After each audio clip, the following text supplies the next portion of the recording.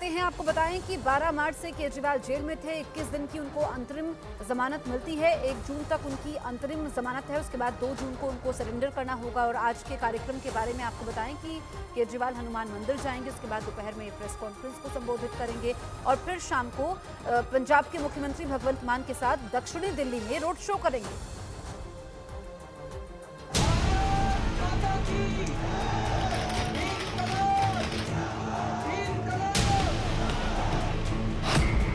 इक्यावन दिन बाद तिहाड़ से बाहर आए केजरीवाल।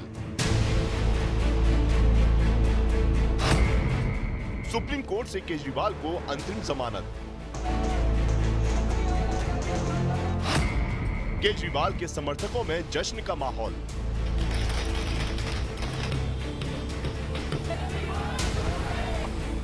शराब घोटाले में जेल में बंद दिल्ली के सीएम अरविंद केजरीवाल को सुप्रीम कोर्ट से बड़ी राहत मिली। सुप्रीम कोर्ट से 21 दिन की अंतरिम जमानत मिलने के बाद केजरीवाल जब तिहाड़ जेल से बाहर आए तो उनके समर्थकों ने ढोल नगाड़े बजाकर स्वागत किया और आतिशबाजी की गई। अरविंद केजरीवाल ने जेल के बाहर आते ही अपनी पार्टी के कार्यकर्ताओं को संबोधित किया। आज आपके बीच में आके बहुत अच्छा लग रहा है। मैंने कहा था ना मैं जल्दी आऊंगा, मैंने कहा था ना जल्दी आऊंगा, आ गया। सबसे पहले मैं हनुमान जी के चरणों में वंदना करना चाहता हूं। हनुमान जी के आशीर्वाद से, हनुमान जी के आशीर्वाद से आज मैं आप सब लोगों के बीच में हूं। मैं आप सब लोगों का शुक्रिया अदा करना चाहता हूं। देश भर के करोड़ों करोड़ों लोगों ने अपनी दुआएं, अपना आशीर्वाद मुझे भेजा। सीएम केजरीवाल जब अपने आवास पहुंचे तब पार्टी के तमाम नेताओं ने फूल बरसाकर उनका स्वागत किया। वहीं उनकी पत्नी सुनीता केजरीवाल ने उनकी आरती उतारी और माला पहनाकर स्वागत किया। इसके बाद उन्होंने अपने माता पिता के पैर छुए और गले लगकर भावुक हो गए। हालांकि सुप्रीम कोर्ट ने केजरीवाल को लोकसभा चुनाव में प्रचार के लिए सशर्त 1 जून तक अंतरिम जमानत दी है। साथ ही सुप्रीम कोर्ट ने उन्हें 2 जून को हर हाल में सरेंडर करने का आदेश दिया है। केजरीवाल को जमानत देने के लिए सुप्रीम कोर्ट ने कई तरह की कड़ी शर्तें उनके सामने रखी। सुप्रीम कोर्ट के आदेश के मुताबिक जेल से बाहर आने के बाद वो ना तो सीएम ऑफिस जाएंगे, ना ही सचिवालय जाएंगे। सुप्रीम कोर्ट ने शर्त रखी कि अरविंद केजरीवाल शराब घोटाला केस से जुड़ी किसी भी सरकारी फाइल को नहीं देखेंगे। कोर्ट ने अपनी शर्तों में ये भी जोड़ा कि बाहर आने के बाद वो शराब घोटाला केस के किसी भी गवाह से संपर्क नहीं करेंगे और ना ही शराब घोटाला मामले में अपनी भूमिका को लेकर किसी तरह का बयान देंगे। यानी जेल से निकलने के बाद केजरीवाल लोकसभा चुनाव के प्रचार में शामिल तो हो सकेंगे, लेकिन उन्हें कोर्ट की शर्तों का पालन करना होगा। वहीं केजरीवाल को जमानत मिलने के बाद बीजेपी और आम आदमी पार्टी के नेता आमने सामने आ गए। जहां केंद्रीय मंत्री अनुराग ठाकुर ने अरविंद केजरीवाल पर जोरदार हमला बोला, तो वहीं आपने बीजेपी पर तानाशाही का आरोप लगाया। ऐसा नहीं कि वो आरोप मुक्त हो गए, आरोप मुक्त नहीं हुए। मुकदमा चल रहा है, दोषी हैं और न्याय फैसला उस पर करेगा, न्यायालय फैसला करेगा। अभी तो उनको केवल चुनाव के चलते कुछ दिनों की मोहलत मिली है, बेल मिली है और ये अंतरिम बेल उनके लिए कोई ब्लैंकेट कवर नहीं है, कोई ईमानदारी का सर्टिफिकेट नहीं मिला है। सत्य परेशान हो सकता है, पराजित नहीं। आज माननीय सर्वोच्च न्यायालय का ऐतिहासिक फैसला आया। चुनाव के प्रचार के लिए अंतरिम जमानत की राहत अरविंद केजरीवाल को देना एक बहुत ही स्वागत योग्य फैसला है। हम सब लोग इसका स्वागत करते हैं और अब पूरे देश में एक सकारात्मक वातावरण बनेगा।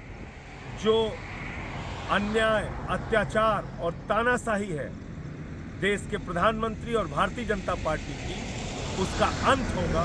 अब देश केजरीवाल का कमाल देखेगा। बीजेपी सांसद मनोज तिवारी ने भी केजरीवाल पर निशाना साधा, तो वहीं कांग्रेस नेता कन्हैया कुमार ने केजरीवाल की रिहाई का स्वागत किया। आज का निर्णय अरविंद केजरीवाल की दुर्दशा और उनके चेहरे पर घोटाले के दाग को स्पष्ट चित्रित करता है। उनको कुछ दिनों के लिए सशर्त छोड़ा गया है और शर्त यह है कि ना तो मुख्यमंत्री कार्यालय जा सकते हैं, ना तो सचिवालय जा सकते हैं, ना तो इस भ्रष्टाचार के केस में जुड़े अधिकारियों से वो बात कर सकते हैं। और ऐसे में स्पष्ट होता है कि माननीय न्यायालय ने अरविंद केजरीवाल जी के चेहरे पर एक कालिख लगा करके भेजा है उनको। अरविंद केजरीवाल को माननीय सुप्रीम कोर्ट ने जमानत दी है और ये उन लोगों के एक करारा जवाब है जो देश में तानाशाही फैलाना चाहते हैं। ये उनको करारा जवाब है कि देश में लोकतंत्र का शासन कायम रहेगा और उसी लोकतंत्र को बचाने के लिए, संविधान की रक्षा करने के लिए और 10 साल में जो एनडीए सरकार ने अन्याय फैला रखा है उसके खिलाफ इंडिया अलायंस न्याय के संघर्ष को आगे बढ़ाएगा। असम के सीएम हेमंत बिश्व शर्मा ने भी अंतरिम जमानत पर बाहर आए केजरीवाल पर हमला बोला। दूसरी तरफ कांग्रेस नेता दिग्विजय सिंह ने केजरीवाल को स्थायी जमानत देने की मांग कर डाली। वो तो क्या बेल मिला, बोले आप चोर हैं लेकिन आप 1 महीना का कैंपेन करो। वो बेल बोलता है क्या? कोई रेस्पेक्टफुल लोग वो बेल लेगा ही नहीं, बोलेगा आई पोलाइटली डिक्लाइन। वो क्या बेल है कि आप जाओ 1 तारीख फिर वहाँ पास आ जाओ। तो गिरफ्तारी नहीं करना चाहिए और बेल उनका अधिकार है, उसमें इतनी विलम्ब हुई इसका हमें दुख है। कि चलिए वो भी टेम्परेरी बेल हुई है 1 जून को, बात तक क्यों नहीं हुई, परमानेंट बेल क्यों नहीं हुई, ये हमारा प्रश्न है। दिल्ली की 4 सीटों पर आम आदमी पार्टी जबकि उसकी सहयोगी कांग्रेस 3 सीटों पर चुनाव लड़ रही है और दोनों ही पार्टियों का सीधा मुकाबला बीजेपी से है। अब देखना होगा कि अंतिम जमानत पर जेल से बाहर आए केजरीवाल के प्रचार से लोकसभा चुनाव में आम आदमी पार्टी को कितना फायदा होगा।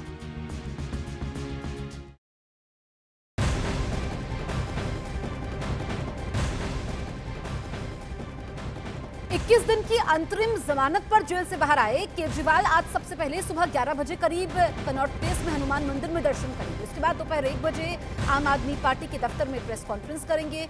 शाम को दक्षिणी दिल्ली में पंजाब के मुख्यमंत्री भगवंत मान के साथ रोड शो करेंगे। तो आज के कार्यक्रम के बारे में हमने आपको बताया। इधर कांग्रेस नेता मणिशंकर अय्यर ने पाकिस्तान के पास परमाणु बम होने का डर दिखाया तो चुनावों के बीच सियासी गर्मी बढ़ गई। बीजेपी ने उनके बयान को आधार बनाकर कांग्रेस पार्टी को घेरना शुरू कर दिया। भारत और पाकिस्तान के रिश्तों पर बात करते हुए एक इंटरव्यू के दौरान मणिशंकर अय्यर ने पाकिस्तान को इज्जत देने की बात कही थी। उनका यह इंटरव्यू पिछले महीने का बताया गया, लेकिन लोकसभा चुनाव के चौथे चरण से पहले उनके इंटरव्यू के एक हिस्से ने सियासत में उबाल ला दिया, क्योंकि पाकिस्तान के साथ भारत के रिश्तों पर उन्होंने भारत सरकार को ऐसी नसीहत दी कि कांग्रेस पार्टी गिर गई। आपने उनसे बात की, उनको इज्जत अफजाया, तो तभी जाकर वो अपने बम के बारे में नहीं सोचेंगे। लेकिन आपको उनको ठुकरा दिया तो कोई पागल वहां आ जाए, वो बम निकाल ले और फिर क्या होगा। इंटरव्यू में पाकिस्तान के परमाणु बमों से भारत को डरने की सलाह देते हुए मणिशंकर अय्यर ने इतना कुछ कह दिया